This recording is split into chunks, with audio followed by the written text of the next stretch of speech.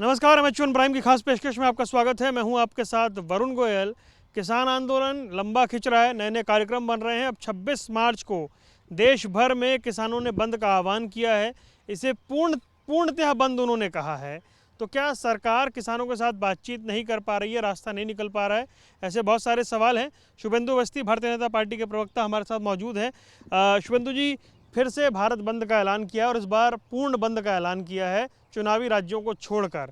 तो क्या कार्यक्रम इस तरह उनके चलते रहेंगे और आप लोग देखते रहेंगे? देखिए, ये 3 महीने में चौथी बार भारत बंद का आह्वान किया है उन्होंने।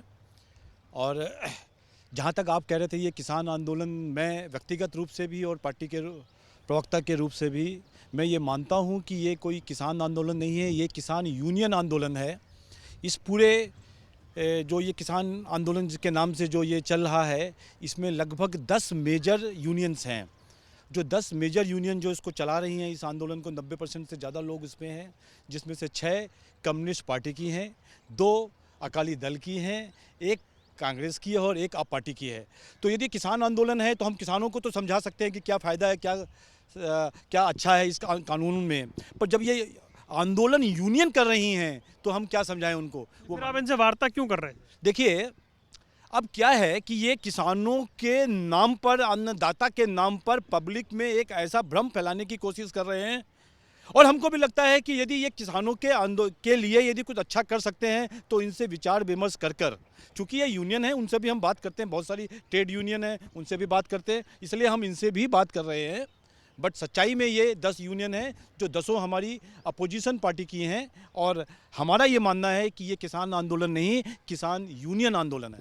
नहीं, लेकिन अब जिस तरीके से एक बार फिर से भारत बंद का ऐलान कर दिया है या फिर और आगे कार्यक्रम बना लिए हैं, तो आखिर कब तक ये चलता रहेगा? आप लोग देखते रहेंगे, होगा क्या? इनके एक फार्मर बहुत बड़े लीडर हैं, बलबीर सिंह राजेवाल।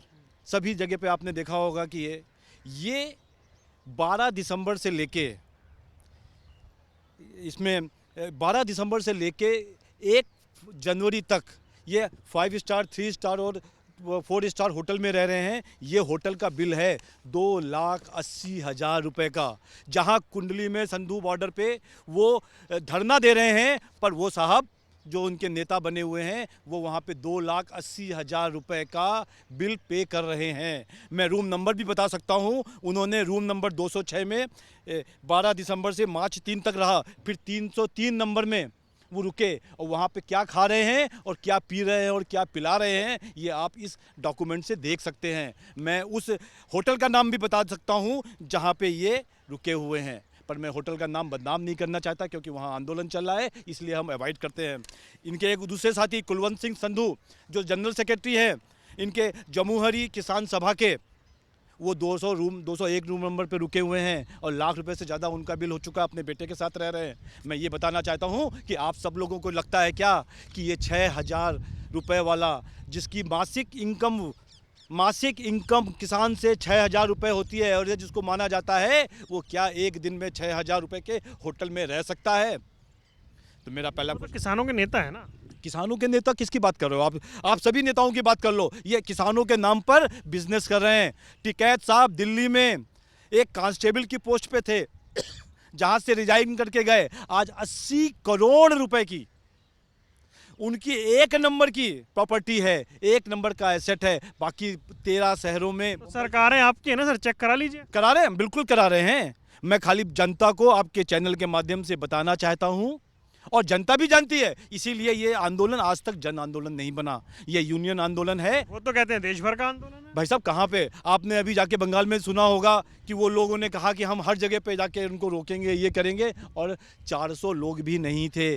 पूरे भारत में कहीं भी इनको सहयोग नहीं मिल रहा। जो सहयोग मिल रहा है वो राजनीतिक पार्टियां दे रही हैं। आप भी सोच सकते हो कि 20 सालों में कोई आदमी 80 करोड़ रुपए का, जो दिल्ली में एक कांस्टेबल की नौकरी 10,200 रुपये में आया हो, वो 80 करोड़ रुपए कमा के प्रॉपर्टी 1 नंबर की रखता है, और उसके बाद प्रॉपर्टियां उसकी अलग हैं। उसके भाई आज भी जो उनके भाई हैं जो काम कर रहे हैं किसी उसमें गन्ना मिल में और उनकी प्रॉपर्टियां चेक कर लीजिए। ये तो खाली उनके नाम की प्रॉपर्टी बताइए थे कैद साहब के, उनके खानदान में उनके भाई के उनके बच्चों के नाम की प्रॉपर्टीज़ हैं तो ये 1000 करोड़ रुपए से ऊपर जाएगी। मैं छोटी बात नहीं कह रहा। जो लोग 2-2 लाख रुपए 3-3 लाख रुपए लेके किसान तो जो वहाँ बैठे आए हैं उनके साथ आए हैं, वो वहाँ पे धूप में तो कहीं पानी में तो कहीं सर्दी में ठंडा के मर भी रहा है, पर ये सब लोग होटल में बैठे हैं और 80 करोड़ से लेकर 100 करोड़ रुपए की प्रॉपर्टी को रखते हुए देश को गुमराह कर रहे हैं। ये मेरा एक सवाल बड़ा महत्वपूर्ण है। अब ये बताइए कि रास्ता निकलेगा कैसे? आप लोग आगे बात कर नहीं रहे हैं, वो आगे बात कर नहीं रहे हैं, वो प्रदर्शन धरने जारी हैं, तो देश की जनता क्या इंतजार करके देखती रहे बस? देखिए राजनीति है ये, वो राजनीति कर रहे हैं। हमने कई बार उनको बुलाया, हमारे पार्टी के और हमारी सरकार के बहुत सारे मंत्रियों ने उनसे डिस्कस किया कि आपको इस कानून में क्या खराब लगता है वो बता दो। अब वो हमारे अपोजिशन के लोग हैं, उनको तो लगता है कि इसको ख़त्म कर दे। मैं आपको एक एग्जाम्पल देना चाहता हूँ। इन्होंने 2019 के भारतीय किसान यूनियन के ऑफिशियल ट्विटर से ये कहा था कि हमको आढ़तियों से बचाओ, किसान बंधा हुआ है, बंधुआ मजदूर हो गया है, और राहुल गांधी को और जयराम रमेश को भी टैग किया था। आप जाके ऑफिशियल उसको देख सकते हैं।